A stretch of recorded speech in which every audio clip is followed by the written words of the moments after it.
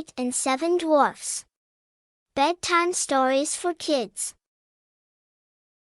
Once upon a time, a princess named Snow White lived in a castle with her father, the king, and her stepmother, the queen. Her father had always said to his daughter that she must be fair to everyone at court. Said he, "People come here to the castle when they have a problem. They need the ruler to make a fair decision. Nothing is more important than to be fair." The queen, Snow White's stepmother, knew how much this meant to her husband. At the first chance, she rushed to her magic mirror. "Mirror, mirror, on the wall," said the queen, "who is the fairest of them all?" "Snow White is the fairest of them all," said the magic mirror. "What?" yelled the queen. "No one is more fair than I. The queen must have the best of everything. Everyone knows that. What could be more fair? Snow White is the fairest of them all," repeated the magic mirror. "What do you know? You're a mirror," roared the queen. And she stormed off. Still, the queen was bothered. So bothered was she that the queen decided to be rid of the girl once and for all. "I cannot wait another day," she declared. The queen called for her servant, a huntsman. "Find a reason to take Snow White deep into the woods," she said, pointing her long finger at the servant. "Then kill her." The huntsman was shocked. But she was the queen, and what could he do? The next day he took Snow White into the woods. As he drew his knife to slay her, Snow White turned around. "Look," she said, taking something out of her pocket. "You have always been good to me." She held in front of him 6 perfect arrowheads that she had carefully shaped. "Do you like them?" she said. "They are for you." "Snow White," said the huntsman, "I cannot do this." "Of course you can take these," said Snow White. "That's not what I meant," said the servant. He dropped to his knees. "How can I say this to you? The Queen, your stepmother, ordered me to kill you," he said. "But I cannot." "She did what?" Snow White called out with alarm. "You must run away," said the huntsman, "far into the woods. Now! And never come back to the castle." Snow White turned and ran into the woods as fast as she could. Deeper and deeper she ran. It was getting dark, and the wolves were starting to howl. She tripped and her skirt was torn. Tall tree branches seemed to reach down to the very ground to grab her. She was scratched, bleeding, and scared. Yet she ran on and on. Then all of a sudden, far away, there was a light. Who was living so deep in the woods? She stepped up closer. It was a cottage. Yet no sound came from the cottage, only light from the windows. "Hello?" she said, knocking softly on the door.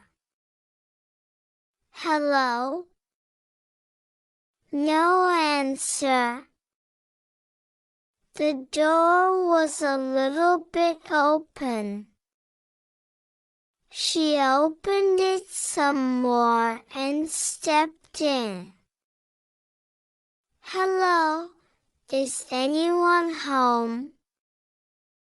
She looked around. What a mess! She had never seen a messier living room.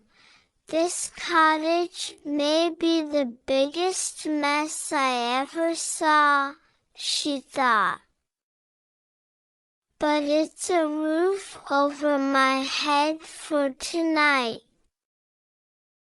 Maybe if I clean up around here, I can earn my sleep.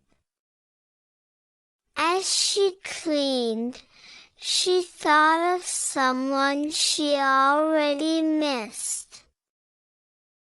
Before her father had remarried, she and a prince who lived in the next kingdom were getting to know each other.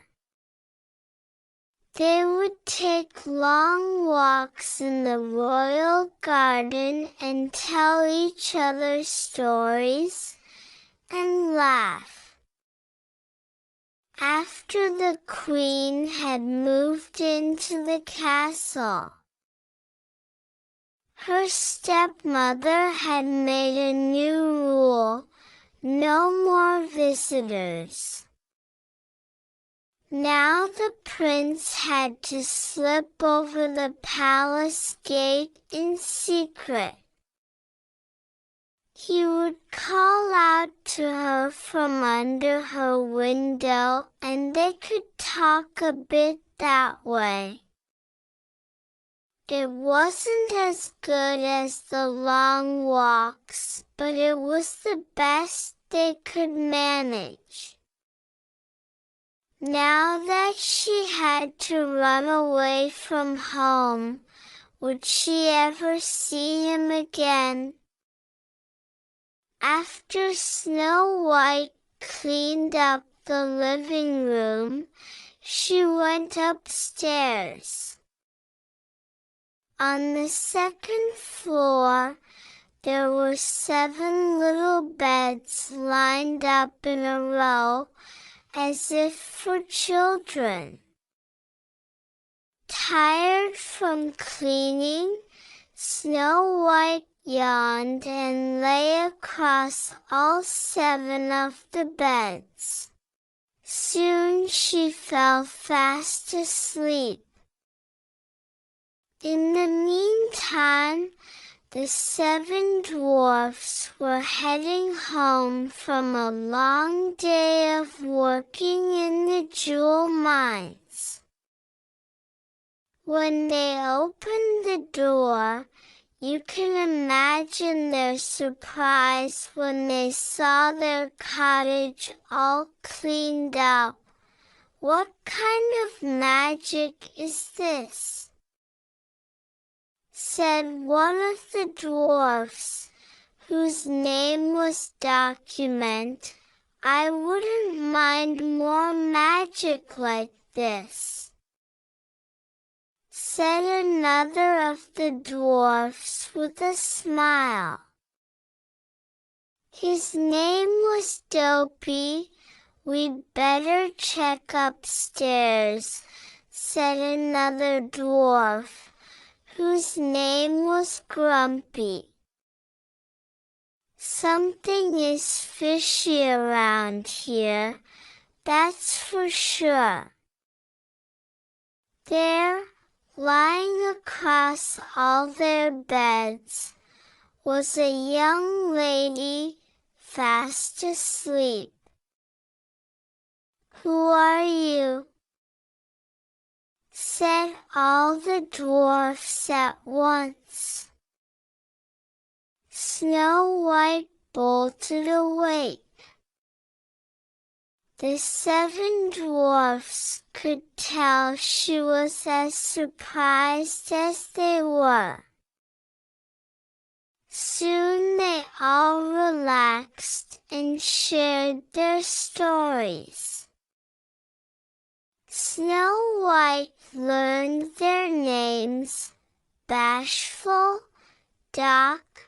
Dopey, Grumpy, Happy, Sleepy, and Sneezy. She told them all about her stepmother. That her stepmother had tried to get the huntsman to kill her, that the huntsman had set her free in the woods, and that she could never go back home again. "Stay here with us," said Bashful. "That's sweet," said Snow White. "But if I were to stay here at your home, I would have to do something for all of you." "You already cleaned up our place," said Sneezy.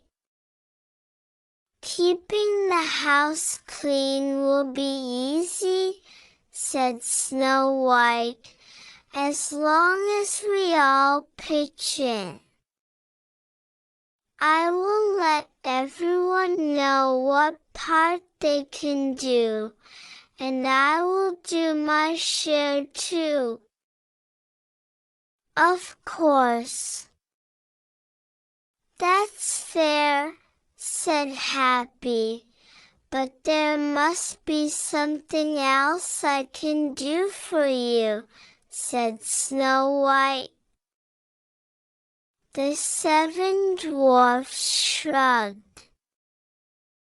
"Do you know how to read?" said Document. "We have these books filled with wonderful tales and would love to be able to read them." And so it was agreed that Snow White would teach them how to read. To celebrate their new friendship, Snow White and the Seven Dwarfs sang and danced the night away. The next morning, before they left for work, the Seven Dwarfs warned Snow White she must not open the door to anyone.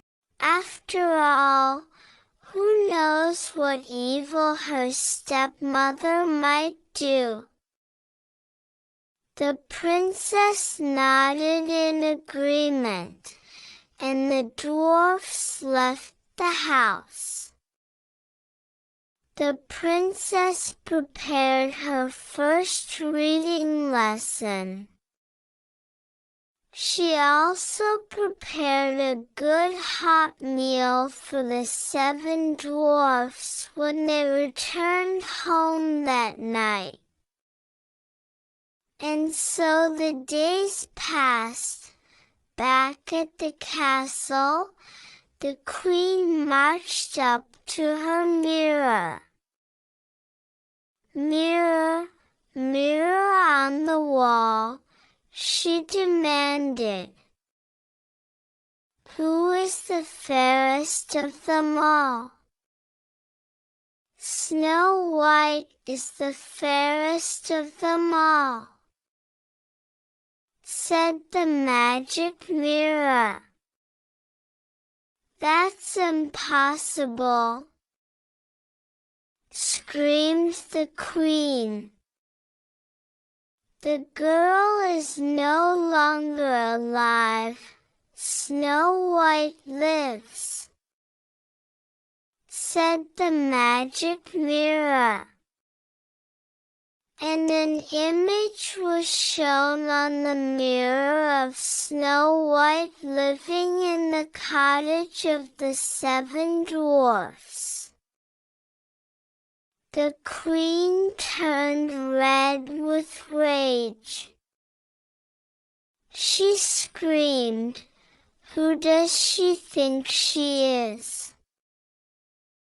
Snow White will not get away with this." At the cottage of the dwarfs the next afternoon, when the Seven Dwarfs were away at work, there was a knock on the door. "Who is it?" said Snow White. She remembered the warning of the Seven Dwarfs not to open the door to anyone. "It's only a poor old woman," came a squeaky voice, "selling apples." Yet it was the evil queen, disguised as an old woman. "It's raining out here, my dear," said her voice through the door. "Please let me in."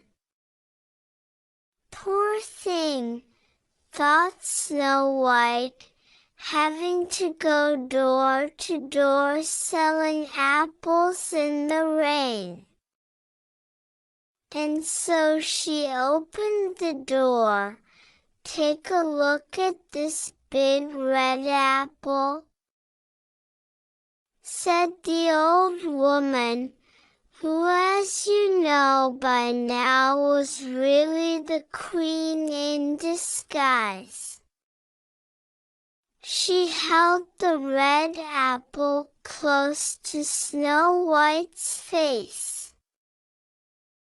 "Lovely, my dear, isn't it? I would like very much to buy your apple," said Snow White. "But I have no money." That fine comb in your hair will make a good trade," said the old woman. "Well, all right then," said Snow White. She took the comb out of her hair and gave it to the old woman, who then gave her the apple. Snow White took a big bite.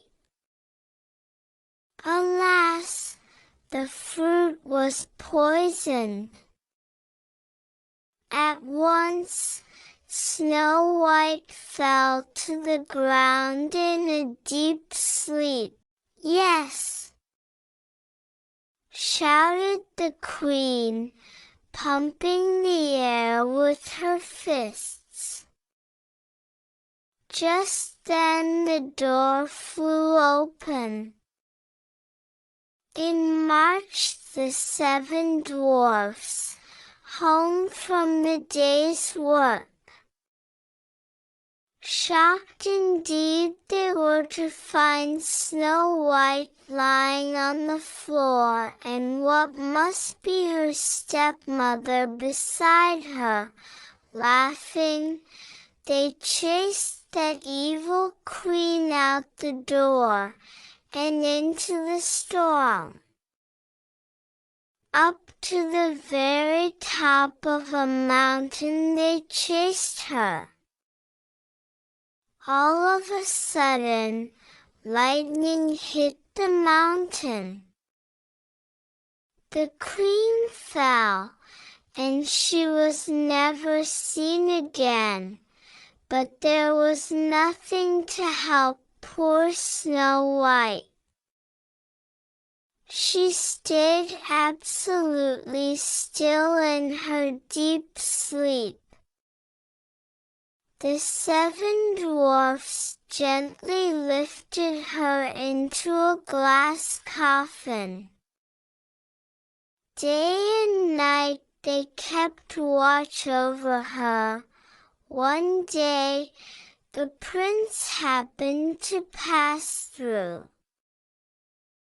Ever since he had learned that Snow White was missing at the castle, he was searching for her far and wide. Now he had finally found her, but in such a state. The prince pulled open the glass coffin. Her face seemed so fresh, even in that deep sleep. He gently took one of Snow White's hands in his own and kissed it. At once, Snow White's eyes opened. With love's first kiss, the evil queen's spell was forever gone. Now nothing stood in the way for Snow White and the prince to be together forever. They returned to the prince's kingdom and lived happily ever after. Thanks for your support. Subscribe our channel and click bell icon for regular updates.